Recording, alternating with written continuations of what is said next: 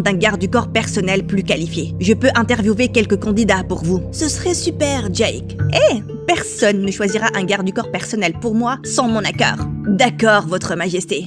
J'emmènerai les candidats ici et tu pourras les interviewer avec moi. Si vous n'avez rien d'autre, je vais m'en aller.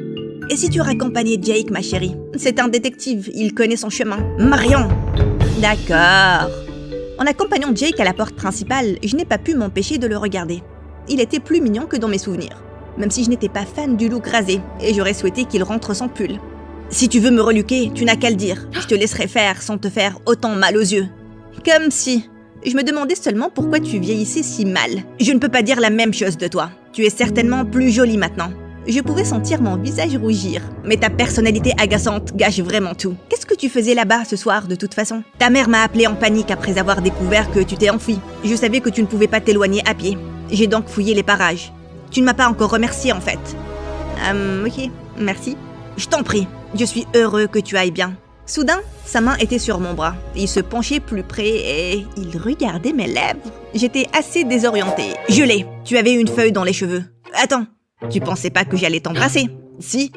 Iouh, Berk, pourquoi tu dis ça? Parce que tu fais la moue? C'est le visage que je fais quand je suis dégoûtée. Et je le suis, puisque t'es si proche de moi. On est sur la même longueur d'onde alors. Je dois y aller, je suis en retard pour un rencard. Bien sûr qu'il avait un rencard. C'était uniquement moi qui allais mourir toute seule. Oh wow, j'ai oublié combien vos chefs étaient bons. Tu as du ketchup sur ton pull et de la moutarde sur le visage. On peut juste commencer les entretiens? Non, trop vieux. Son temps de réaction est probablement plus lent que le mien. Non, trop bavard. Il me crèvera les tympans toute la journée. T'as vu son long poil de nez? Iouh, Jake, iouh. Quel garde du corps qui se respecte porte des chaussettes rose fuchsia? Sa cravate était tordue. Et ses dents aussi. Tu trouves juste des raisons débiles pour rejeter tout le monde. Mon équipe a travaillé 3 jours pour compiler cette liste. Écoute, cette personne doit passer chaque seconde de la journée avec moi. Et ça doit être quelqu'un avec qui je suis à l'aise. Suivant! La porte s'est ouverte et j'ai levé les yeux. Ma mâchoire est tombée par terre.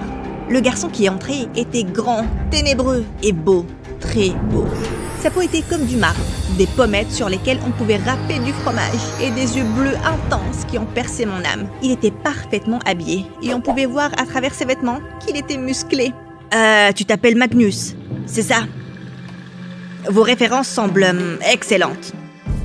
Oui, très bien.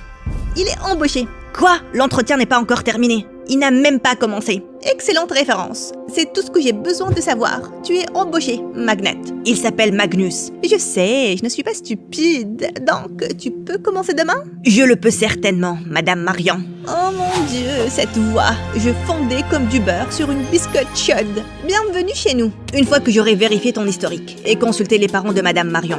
Magnus, on reste en contact. Magnus a acquiescé et il